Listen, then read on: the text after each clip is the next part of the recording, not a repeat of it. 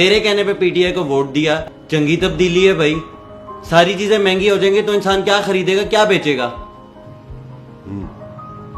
پھر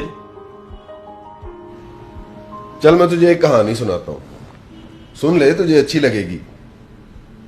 ایک بہت امیر آدمی تھا, اس کے کوئی 20 دکانیں, 3-4 گھر, کوئی 4-5 گاڑیاں اور 5 بچے تھے.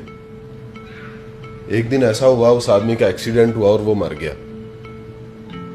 بچے کیونکہ چھوٹے تھے, کاروبار سنبھال نہیں سکتے تھے, تو محلے کے لوگوں نے سوچا کہ کسی ایک شخص کو ان کی کفالت پہ لگا دیا جائے.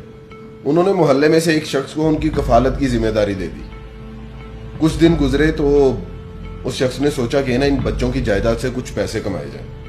اس نے کیا کیا, ان بچوں کی جائیداد میں سے 2 دکانیں کسی تاجر کو گروی رکھوا کر تو بہت سارا قرضہ لے لی. اب اس نے اس قرضے میں سے کچھ پیسے تو بچوں کو دے دیے, باقی پیسے اس نے سارے اپنی جیب میں ڈال دیے.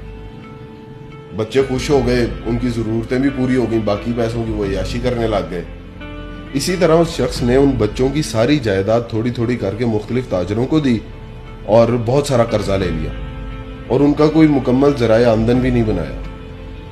کچھ عرصے کے بعد ان بچوں کا چچا باہر سے آیا تو اس نے ان بچوں کو ان کے حوالے کیا اور خود وہاں سے نکل گیا سارا پیسہ لے کے. جب چچا نے سارا نظام سنبھالا تو پتا چلا کہ ساری جائیداد تو گروی رکھ دی گئی ہے, تو ذریعہ معاش کوئی تھا نہیں.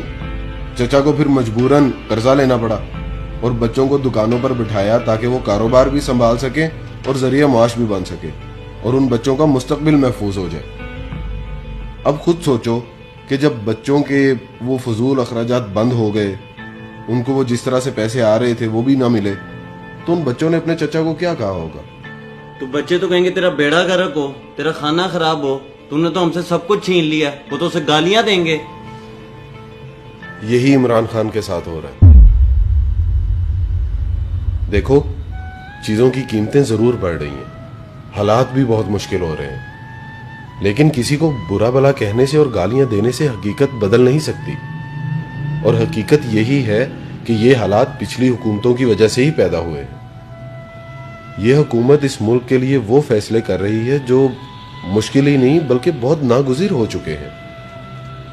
یاد رکھنا, یہ ملک ہمارا گھر ہے اور اپنے گھر کو بچانے کے لیے اور سنبھالنے کے لیے اپنوں کو ہی قربانیاں دینی پڑتی ہیں, اکٹھے ہو کر چلنا پڑتا ہے.